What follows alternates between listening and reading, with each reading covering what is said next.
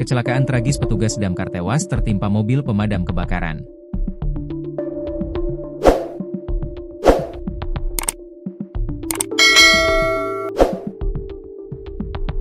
Seorang petugas damkar tewas mengenaskan tertimpa mobil pemadam kebakaran dalam kecelakaan di Kabupaten Musirawas, Sumatera Selatan pada Selasa, 6 Mei 2025, pagi.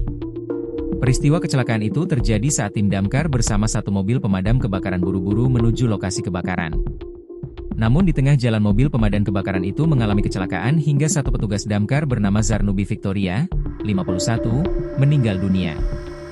Sementara 4 petugas lainnya mengalami luka-luka. Kecelakaan terjadi di Simpang Dangku Muarakati, Kecamatan Tiang Pumpung Kepungut, sekitar pukul 7 waktu Indonesia Barat. Petugas damkar Musirawas menerima laporan kebakaran dari Polsek Muara Beliti dan segera menuju lokasi kebakaran di Desa Rantau Seri.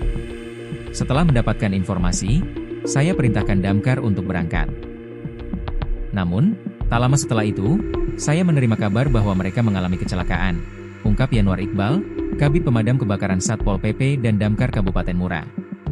Saat mobil damkar terguling, Zarnubi yang berada di belakang mobil terjatuh dan tertimpa kendaraan tersebut.